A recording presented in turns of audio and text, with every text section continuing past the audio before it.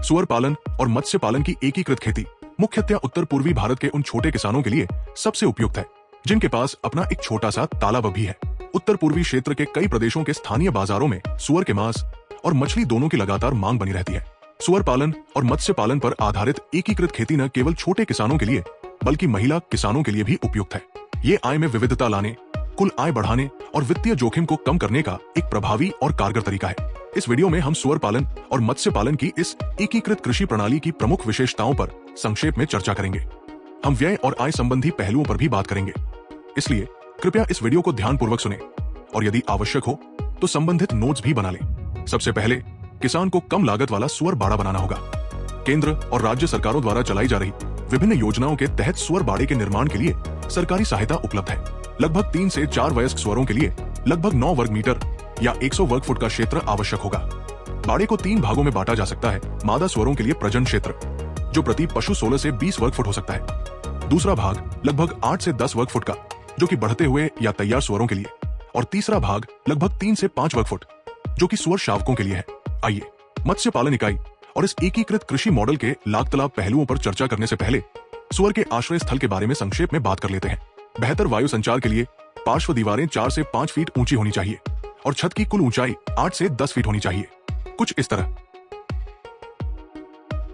फर्श को सूखा रखने और बीमारियों से बचाव के लिए जल निकासी नहर की ओर हल्का ढलान होना चाहिए। सुअर के बाड़े की लंबी धुरी उत्तर दक्षिण दिशा में होनी चाहिए ताकि अत्यधिक धूप और सीधी बारिश से बचाव सुनिश्चित हो सके। देखिए एक बार फिर से।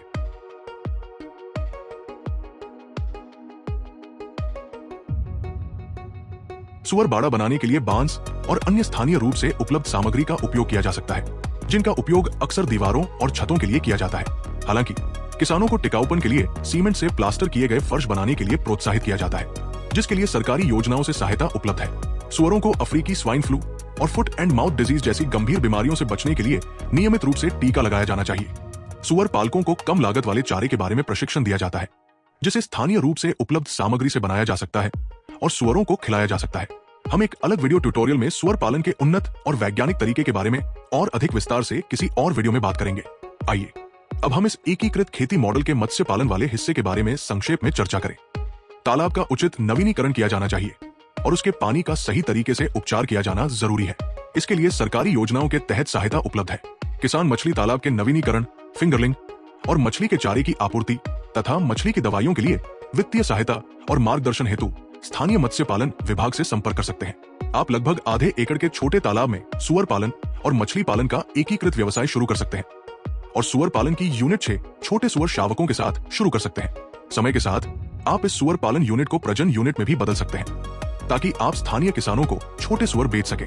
मछली पालन यूनिट का कुल खर्च प्रति वर्ष लगभग 40,000 से 45,000 रुपए होने का अनुमान है।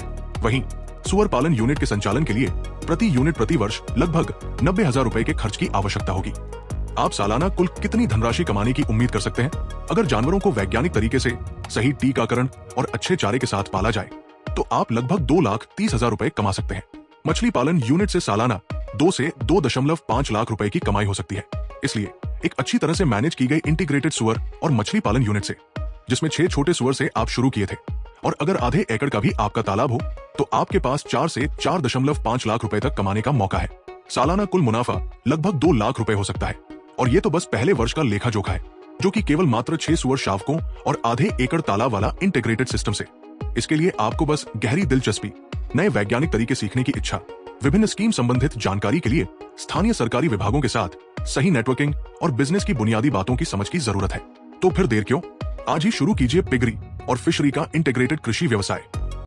देखते रहिए आपका अपना चैनल पूर्वी किरण।